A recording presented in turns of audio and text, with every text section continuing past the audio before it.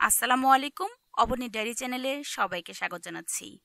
শুরু করছি আলোর বীরের গল্পের তৃতীয় পার্ট। প্রিয়তা সোফায় বসে আছে। কিছুক্ষণ আগে বাসায় এসে জামা পাল্টে নিয়েছে সে।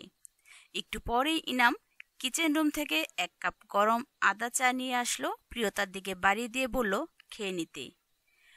প্রিয়তা কোনো কথা না বলে চুপচাপ নিজের হাতে কাপটা নিয়ে নিল।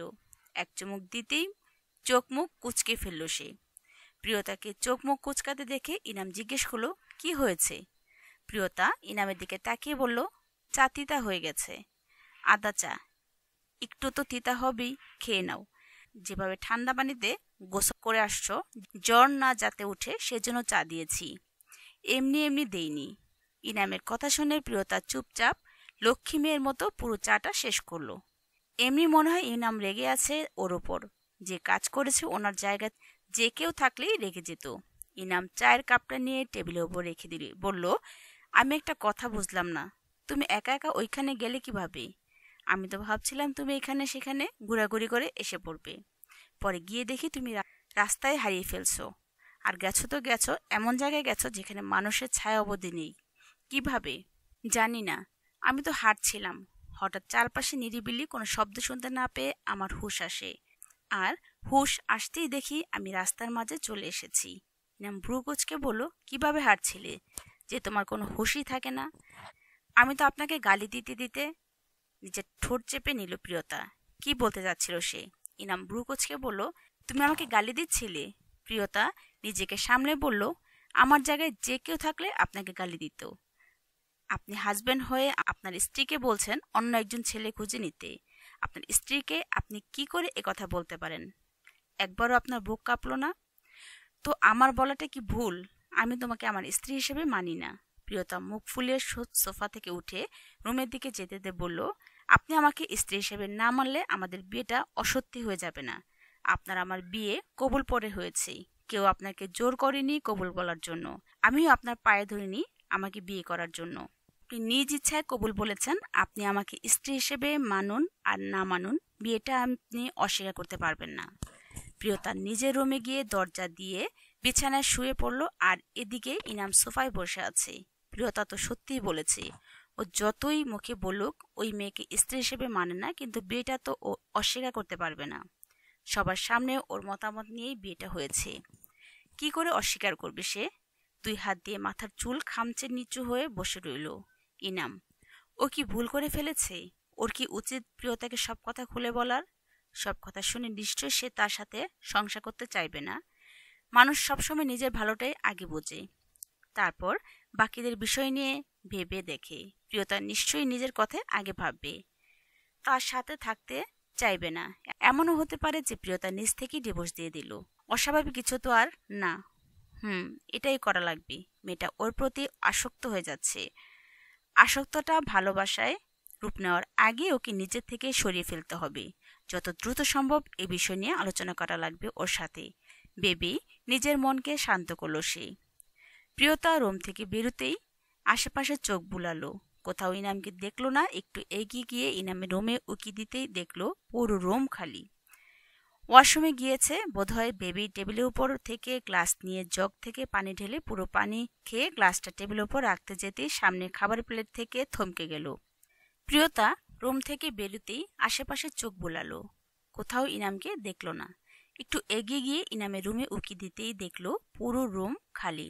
ওয়াশরুমে গিয়েছে বোধহয়। বেবি টেবিলের উপর থেকে গ্লাস নিয়ে জগ থেকে পানি ঢেলে পুরো পানি খেয়ে গ্লাসটা টেবিলের উপর রাখতে যেতেই সামনে খাবারের প্লেট দেখে থমকে গেল। টেবিলে খাবার ঢাকনা দিয়ে ঢাকা, কিন্তু ইনাম কোথায়? একটু ভালো করে খেয়াল করতেই দেখলো নিচে একটা কাগজের মতো কিছু একটা রাখা। কি এটা? চিরকুট? কিন্তু কিসের? এগিয়ে গিয়ে কাগজটা হাতে নিয়ে মেলে চোখ বুলালো। আমি অফিসে চলে যাচ্ছি, তুমি ঘুম থেকে উঠে খাবার খেয়ে অফিসে চলে এসো। আমার জন্য অপেক্ষা করো না। আমি গাড়ির ড্রাইভার পেয়েছি, তাই আমার সাথে তোমার আর আসা যাওয়া লাগবে না। আমি আগের মতো যেভাবে আসতাম ঠিক সেভাবেই আসবো। চিঠিটা পড়েই প্রিয়তা থমকে দাঁড়িয়ে রইল কিছুক্ষণ। লোকটা ড্রাইভার জোগাড় করলো কখন? একটা শ্বাস ফেললো। মাত্র কয়েকদিন ওরা একসাথে আসা যাওয়া করেছে। আগে তো যে যার মতোই যেত, তাহলে এরকম অনুভূতি হওয়ার মানে কি? ওর কষ্ট হচ্ছে কেন? অপমান বোধ থেকে, নাকি ইনামের সাথে একসাথে যেতে পারবে না বলে? কোনটা? কাগজটা রেখে টেবিলে খেতে বসে গেল। খাবার শেষ করেই রেডি হয়ে ঘর থেকে বেরিয়ে গেল। অফিসে প্রবেশ করতেই প্রিয়তার নজর গেল ইনামের কেবিনের দিকে। পরক্ষণে নিজেকে সামলে নিজের চেয়ারে বসে পড়ল। কি করতে যাচ্ছিল সে? যে লোকটা ওর কোনো খেয়াল করে না, স্ত্রী হিসেবে মানে না, সেই লোকটাকে দেখার চেষ্টা করছিল। কেন? সকাল থেকে দেখেনি বলে? ও কেন লুকিয়ে দেখবে? কই, ইনাম কি একবার ওর সাথে বলেছে? নাকি দেখতে চেয়েছে? তাহলে ওই কেন দেখবে? লোকটা ওকে কি ভাববে? ছ্যাচরা! উনি তো বিয়ের পরেই বলে দিয়েছিল সবকিছু, সব জানার পরেও এরকম ছ্যাচরামি করার মানে কি? দিন দিন তার এত অধপতন হয়ে গেছে। কবে হলো এত অধপতন? কি করে হলো? সব চিন্তা মাথা থেকে ঝেড়ে ফেলে দিয়ে কাগজে মন দিয়ে দিল প্রিয়তা। দুপুরে প্রিয়তা খাবার খেয়ে হাত ওয়াশরুম থেকে হাত ধুয়ে আসছিল, হঠাৎ ইনামকে দেখলো। ইনাম অন্যদিকে ফিরে যাচ্ছে। অফিসের এক কলিগের সাথে কথা বলছে সে। কথা বলা শেষ হয়ে হাঁটতে যেতেই হঠাৎ মাথা জিম করে উঠল। বাম হাত দিয়ে দেয়াল ধরার জন্য হাত বাড়াতেই হঠাৎ প্রিয়তা দৌড়ে এসে বলল, ঠিক আছেন আপনি? আবার মাথা ব্যথা করছে। প্রিয়তার কথা শেষ হতে হতেই ইনামের মাথায় জিম কিছুটা কমেছে। কি হলো? কিছু বলছেন না কেন? চলুন আপনাকে কেবিনে দিয়ে আসি। আপনি একা হেঁটে যেতে পারবেন না? হট বলেই ইনামের হাত ধরতেই ইনাম প্রিয়তার হাত ছাড়িয়ে দিয়ে বলল, আমাকে নিয়ে তোমার অত চিন্তা করতে হবে না, নিজেকে নিয়ে ভাবো। অন্যের বিষয়ে নাক গলাতে আসবে না। তুমি জানলে কিভাবে আমি একা হাঁটতে পারবো না? আমার নিজের শক্তি আছে হাঁটার। নিজের সিটে যাও বলেই কেবিনে চলে গেল ইনাম। ইনামের কথাগুলো শুনে প্রিয়তা হতভম্ব হয়ে দাঁড়িয়ে রইল। কথাগুলো এখনো কানে বাজছে প্রিয়তার। লোকটা হুট করে কি হলো? এমন ব্যবহার করছে কেন? গতকালকের ঘটনা নিয়ে কি রেগে আছে? নাকি অন্য কোনো কিছুর জন্য? ঈশা দূর থেকে সবকিছু দেখে হাসলো। এগিয়ে গিয়ে বলল, কান্না করছো নাকি? এশার কথা শুনেই প্রিয়তা তাকালো এশার দিকে। এশা হেসে বলল, আসলে ইনাম কোনো মেয়েকে সহ্য করতে পারে না। তোমার মতো মেয়েকে তো দুই চোখে দেখতেই পারে না। তাই শুধু আধিক্যতা দেখাতে যেও না। ইনামের থেকে দূরে থাকবা। ও শুধু একটাই বন্ধু, আর সেটা আমি। ওই দিন মনে হয় রেগেছিল, তাই আমাকে বকেছিল। আমি ওর কাছে অনেক স্পেশাল, বুঝলে? তুমি আবার স্পেশাল হতে যেও না। স্টাফের মতোই থাকবা। প্রিয়তা আজ কোনো উত্তর দেয়নি এশার। কি উত্তর দিবে ও? ও তো এক ধরনের শকের মধ্যেই আছে। ইনামের ব্যাপারটা নিয়ে বারবার ওকে চিন্তিত করে তুলছে। মস্তিষ্কের প্রায় অসম্পূর্ণ জায়গায় এই বিষয়টা নিয়েই ঘুরপাক খাচ্ছে। চিন্তা করতে করতেই নিজের সিটে এসে বসলো প্রিয়তা। বসে একবার সামনে তাকালো ইনামের কেবিনের দিকে। লোকটা ঠিক আছে তো? মাথা ব্যথা করছিল ওনার? উনি তো কোনো উত্তরই দিলেন না। ইস, যদি গিয়ে দেখে আসতে পারতো তাহলে হয়তোবা কিছুটা নিশ্চিন্ত মুক্ত হতো। মনে এইরকম হাজার প্রশ্নের ভান্ডার দিয়ে সারাটা দিন কাটিয়ে দিল প্রিয়তা। অফিস শেষে প্রিয়তা বাসায় ফিরল। রাস্তাতে হেঁটে যাচ্ছে সে। বাম হাতের ঘড়ির দিকে তাকাতেই দেখলো রাত ৮টা বাজে। হঠাৎ পাশের একটা রেস্টুরেন্টে চোখ পড়ল। রেস্টুরেন্টের গ্লাস দেখা ইনামকে দেখে থমকে গেল। প্রিয়তার পা দেখে মনে হচ্ছে কারোর জন্য অপেক্ষা করছে। টেবিলের উপরে থাকা কফির মগে চুমুক দিচ্ছে আর কিছুক্ষণ পর পর ঘড়ির দিকে তাকিয়ে টাইম দেখছে বলে এই ধারণা প্রিয়তা ইনামের উপর থেকে চোখ সরিয়ে হাঁটতেই যাবে এমন সময় এশাকে রেস্টুরেন্টের ভিতর ঢুকতে দেখে ভ্রু কুঁচকে গেল প্রিয়তার। এসে এখানে কি করছে? তাড়াহুড়োয় প্রিয়তাকে নজরে পড়েনি এশার। প্রিয়তা দেখতে পেল এশা সরাসরি গিয়ে ইনামের টেবিলের ওর সামনে বসলো। হাতে রাখা ব্যাগ সাইডে রেখে কি একটা যেন বলছে। বাইরে থেকে শুনতে পাচ্ছে না সে। কি বলছে ইনামকে? ইনামও মনোযোগ দিয়ে সবটা শুনছে। তার মানে এতক্ষণ এশার জন্য অপেক্ষা করছিল। ইনাম এশার কথা শুনে হেসে লুটিয়ে পড়ছে। চেয়ারের উপর বিরক্ত লাগছে প্রিয়তার। এশার কথা শুনে হেসে লুটিয়ে পড়ছে চেয়ারের উপর। বিরক্ত লাগছে প্রিয়তার। এখানে সে দাঁড়িয়ে আছে কেন? আজব।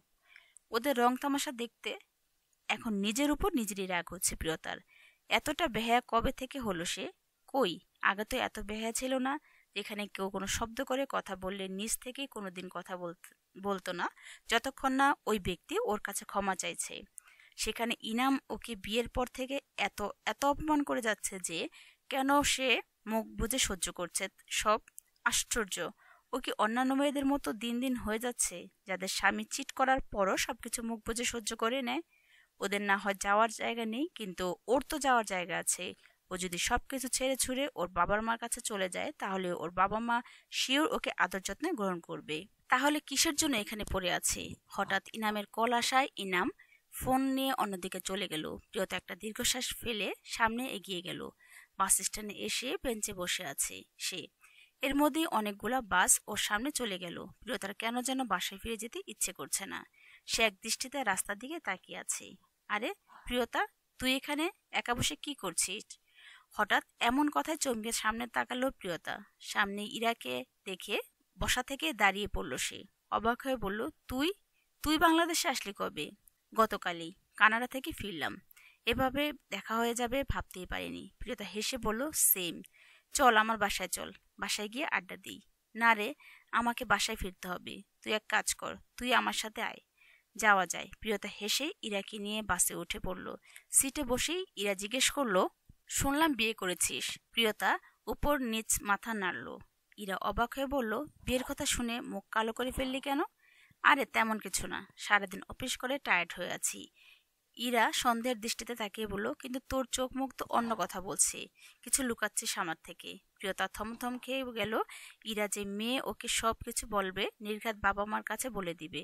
তাই কথাটা ঘুরানোর জন্য বলল, তোর দিনকাল কেমন যায়? এই তো, কানাডার লাইফটাকে মিস করছিস? ইরা হেসে বলল, কালকেই তো আসলাম। ও তাই তো, আঙ্কেল আন্টির কি অবস্থা? ইরা একটা শ্বাস ফেলে বলল, ভালো না। আম্মুর পেটে পাথর হয়েছে, কিছুতেই অপারেশন করাতে চাইছি না।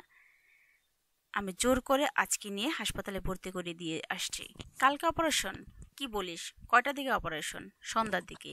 তাহলে তো ভালোই হলো, আন্টি গিয়ে দেখে আসতে পারবো। তুই যাবি? হুম।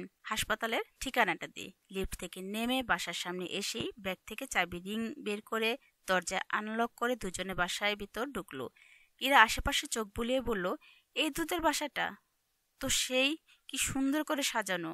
বলতে বলতেই সোফায় বসলো প্রিয়তা ও পাশে এসে বসলো। কি খাবি বল?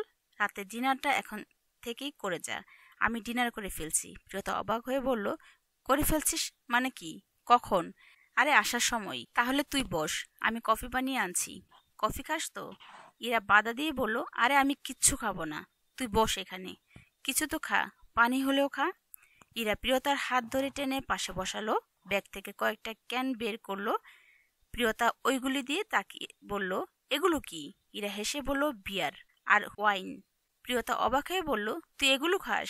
আরে বিদেশে থাকতে থাকতে অভ্যাস হয়ে গেছে। সামনের টেবিল থেকে দুইটা গ্লাস নিয়ে একটা ওয়াইনের ক্যাপ খুলে 2 গ্লাসে ঢাললো। মুহূর্তে 2 কাচের গ্লাস ওয়াইনে ভরে গেল।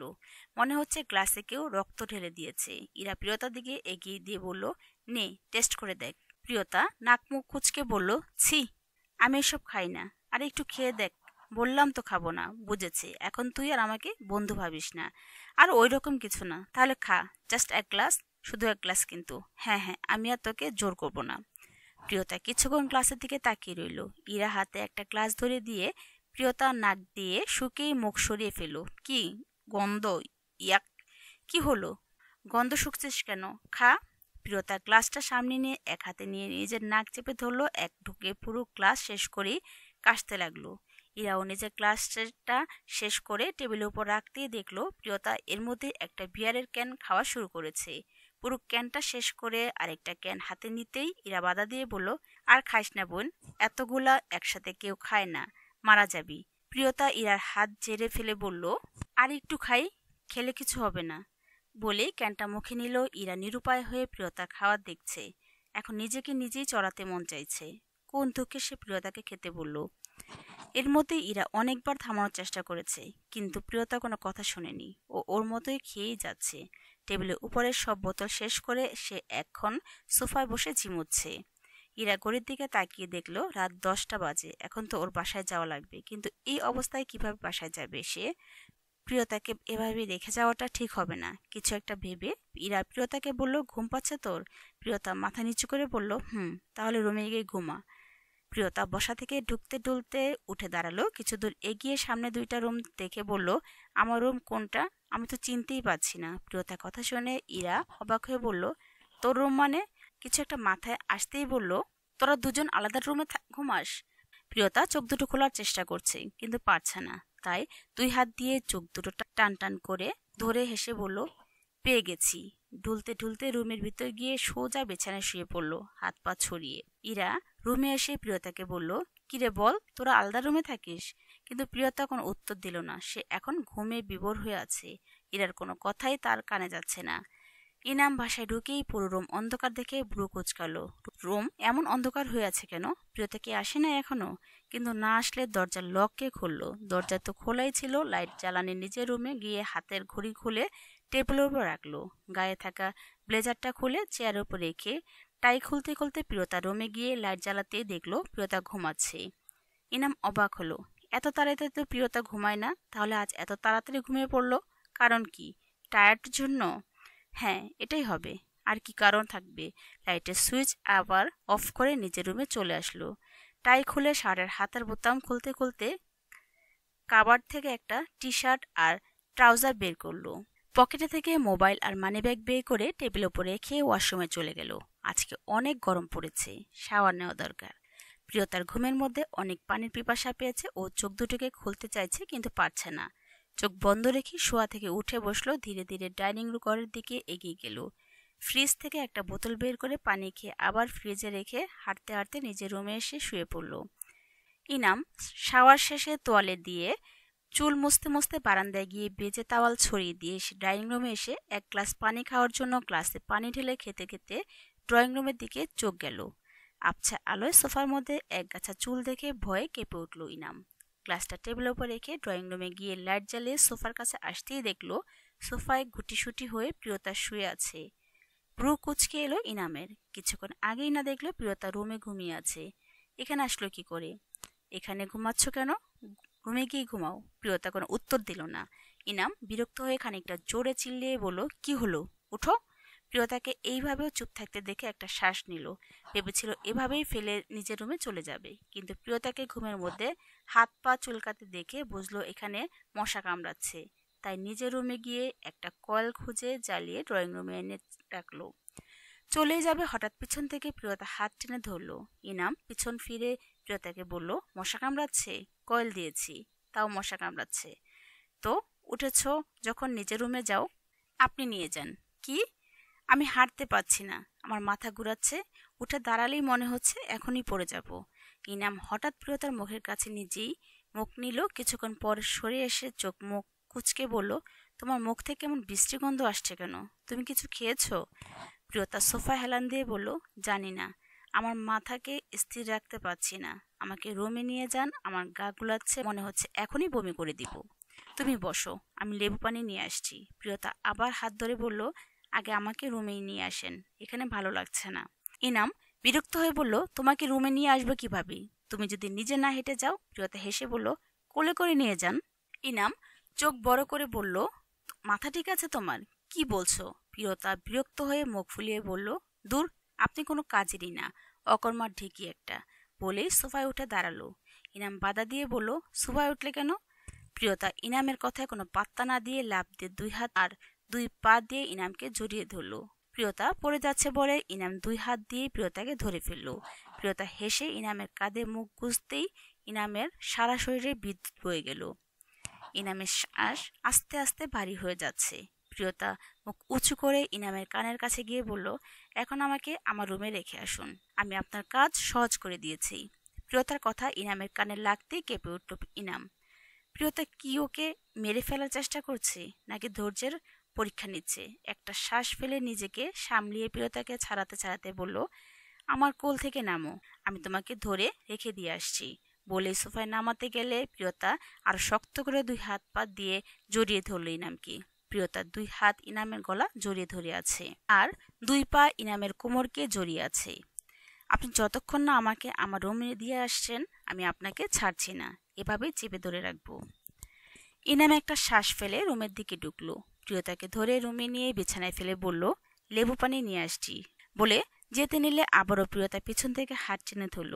ইনাম এবার বিরক্ত হয়ে বলল, আবার কি? আর কি চাও? রুমে এনে দিয়ে গেলাম তো, আবারও হাত ধরার মানে কি? আমি যা চাই তা আমাকে আপনি কোনোদিনও দিতে পারবেন না। মানে? আমি চাই আপনি আমাকে ভালোবাসুন, আপনি আমার মায়ায় পড়ুন, আমাতে আসক্ত হন।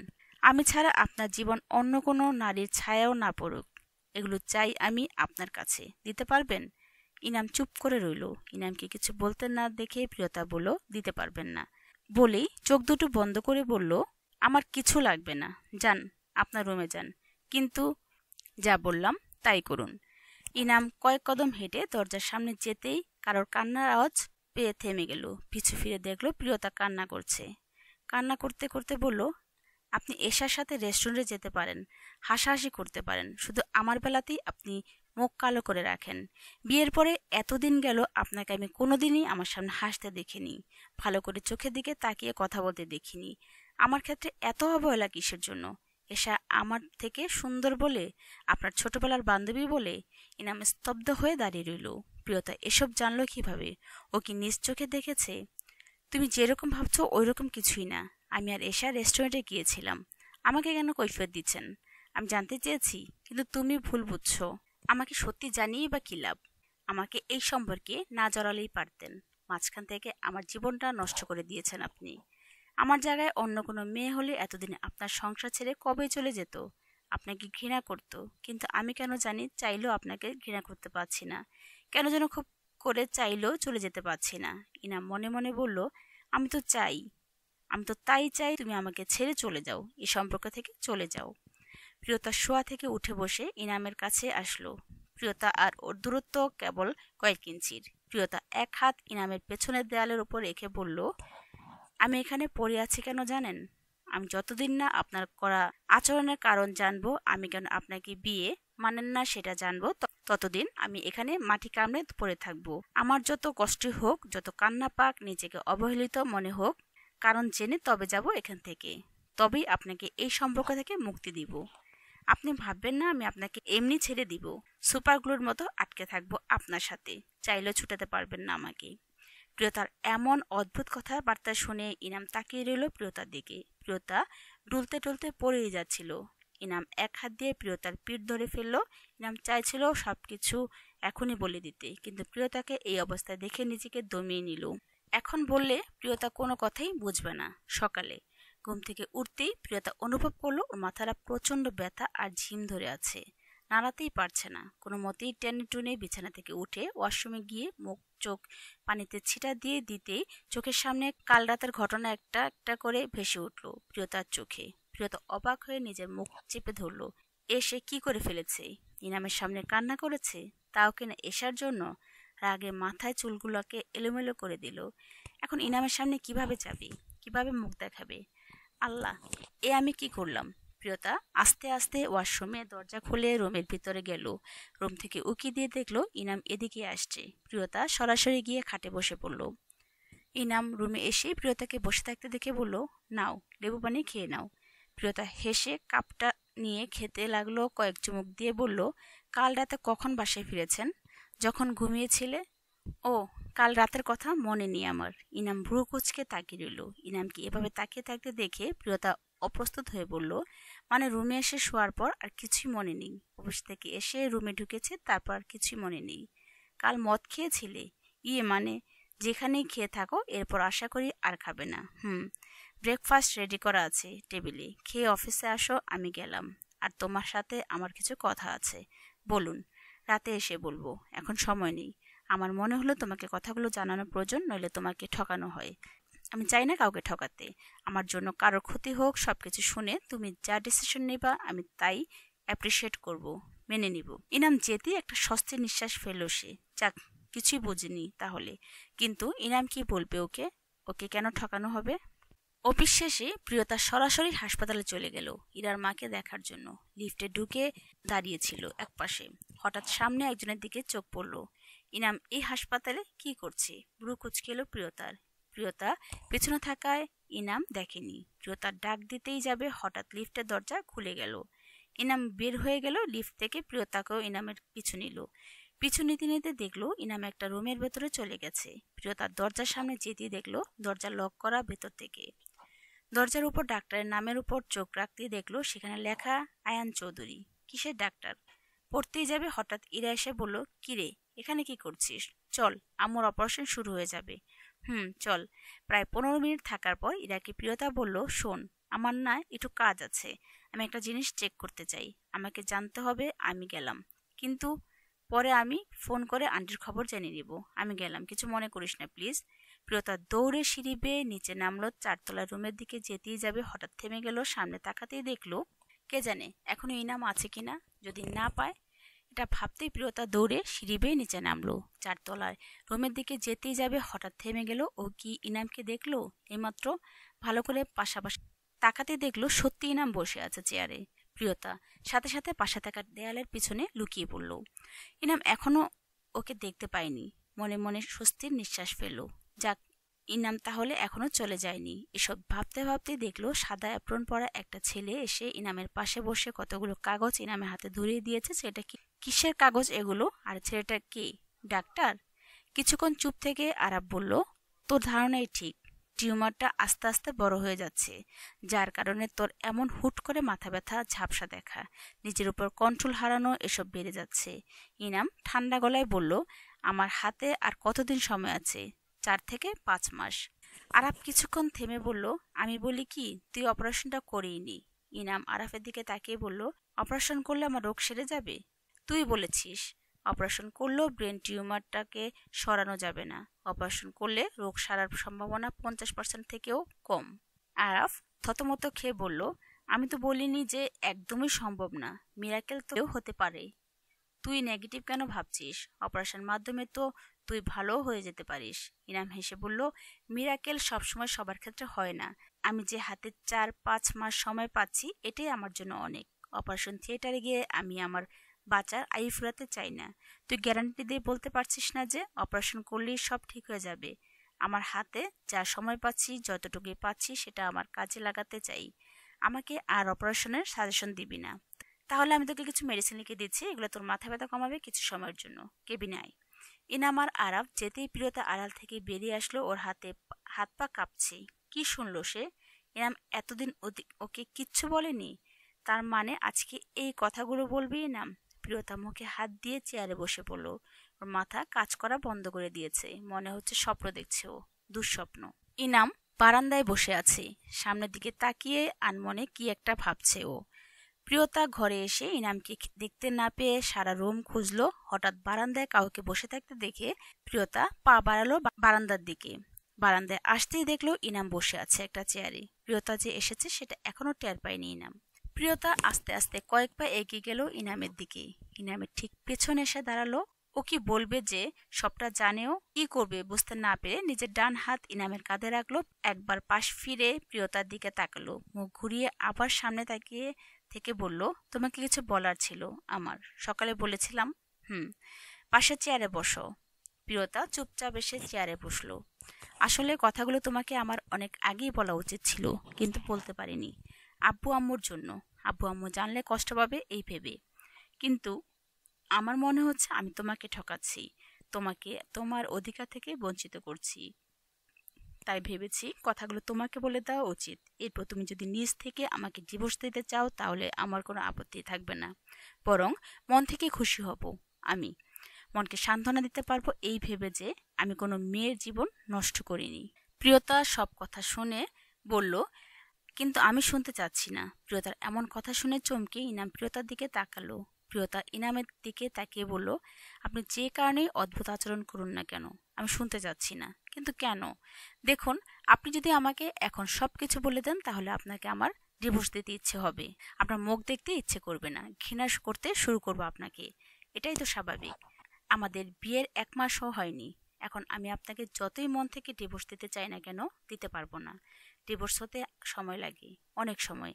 সেই সময়টুকুতে আপনাকে সহ্য করার মতো ধৈর্য আমার থাকবে না। তাতে তাতে দাঁত চেপে থাকা লাগবে আপনার সাথে। তাই আমাকে কথাগুলো পরে বলিয়েন। বিয়ের কয়েকদিন পর আর কয়েকদিন গেলে আপনাকে আমি ডিভোর্স দিতে পারবো। ইনাম হাঁ করে প্রিয়তার দিকে তাকিয়ে আছে। সব কথা ওর মাথার উপর দিয়ে গিয়েছে। মানে, তুমি বলছো আর কয়টা দিন গেলে তারপর তোমাকে বলবো? তোমার কৌতূহল হবে না জানার? মোটেও না। আমি নিজেকে বোঝাবো। সরি আপনার রুমে পারমিশন ছাড়া আসার জন্য। আমি আসলে ভেবেছিলাম। ইনামকে তাকিয়ে থাকতে দেখে প্রিয়তা বলল, আমি ভেবেছিলাম আপনি হয়তোবা বাসায় আসেননি। সিকিউরিটির জন্য এসেছি। আর দরজায় অনেকবার নক করেছি কিন্তু আপনি কোনো অ্যান্সার দেননি। তাই থাক, আর বলতে হবে না, আমি বুঝতে পেরেছি। প্রিয়তা বসা থেকে উঠে দাঁড়ালো। যেতে যেতে বলল, কষ্টগুলো নিজের মাঝে চেপে রাখবেন না। আপনার যদি কান্না পায় তাহলে কান্না করুন, মন হালকা হবে। এভাবে নিজেকে কেন কষ্ট দিচ্ছেন? আপনার ভিতরের সত্তাটা কাঁদতে চাইছে, কিন্তু আপনি তাকে কাঁদতে দিচ্ছেন না। কান্নাগুলোকে নিজের মধ্যে আটকে রেখেছেন। এতে আপনি নিজেকে নিজে কষ্ট দিচ্ছেন। তাই বলছি, কাঁদার ইচ্ছে হলে কাঁদুন, কেউ আপনাকে আটকাবে না, দেখবেও না। বলেই বারান্দা থেকে রুমে এসে একটা শ্বাস ফেলল। যাক, কথাগুলোতে কোনো পেঁয়াজ ধরেনি ইনাম। ইনাম প্রিয়তার যাওয়ার দিকে তাকিয়ে থেকে ভাবলো, প্রিয়তা হঠাৎ এসব কথা কেন বলল। প্রিয়তা ফ্রেশ হয়ে রুমে এসে বসে রইল। ইনামকে জানতে দেওয়া যাবে না যে সব জেনে গেছে। এমন ভাব করতে হবে যেন কিছুই জানে না। সবকিছু আগের মতোই সিম্পল। আজকে শুক্রবার, ছুটির দিন। ইনাম বিছানায় ঘুমাচ্ছিল। হঠাৎ ফোনের টিপা আওয়াজে ঘুম ভেঙে গেল। বিরক্ত হয়ে পাশের টেবিলে থেকে ফোন নিয়ে রিসিভ কলে কানে ধরতেই শোয়া থেকে লাফ দিয়ে উঠে বলল সে। তাড়াতাড়ি করে বিছানা থেকে নেমে সোজা প্রিয়তা রুমের সামনে গেল। প্রিয়তা তো মনে হয় ঘুমোচ্ছে। এই অবস্থায় রুমে কি করে যাবে? দরজার সামনে থেকে ডাকতে লাগলো প্রিয়তাকে। প্রায় কয়েকবার ডাকার পরও প্রিয়তা সারা শব্দ না পেয়ে আর কোনো উপায় না পেয়ে সোজা ড্রয়িং রুমে গিয়ে টিভি চালিয়ে দিল। টিভির ভলিউম ফুল দিয়ে রাখলো যাতে প্রিয়তার ঘুম ভাঙে। কানের কাছে জোরালো শব্দ প্রবেশ করতেই বিরক্তিতে চোখ মুখ কুঁচকে ফেলল প্রিয়তা। এত সকালে এমন অভদ্রের মতো টিভি চালিয়েছে কি? বিরক্ত হয়ে পাশে থেকে একটা বালিশ নিয়ে কানে চেপে রাখলো, কিন্তু কোনো লাভ হলো না। অবশেষে কোনো উপায় না পেয়ে বিছানা থেকে উঠে দাঁড়ালো। চেয়ার থেকে ওড়না নিয়ে গায়ে পেঁচিয়ে রুম থেকে বের হতে দেখলো ইনাম দাঁড়িয়ে আছে সামনে। পাশে টিভি চলছে। প্রিয়তা প্রিয়তা বিরক্ত হয়ে বলল, এভাবে জোরে সাউন্ড দিয়ে টিভি চালিয়ে রেখেছেন কেন? ইনাম টিভি অফ করে বলল, তোমার ঘুম ভাঙানোর জন্য। বুঝলাম না। ইনাম কথাটা বলতেই প্রিয়তা অবাক হয়ে বলল, এখন এখন কি করব? আপনি আগে বলেননি কেন? আরে আমিই তো এইমাত্র জানলাম। ইনাম একটা শ্বাস নিয়ে প্রিয়তার কাছে গেল। প্রিয়তার 2 কাঁধ ধরে বলল, চিন্তা করো না, আমি সবকিছু ব্যবস্থা করছি, কাজে লেগে পড়ো।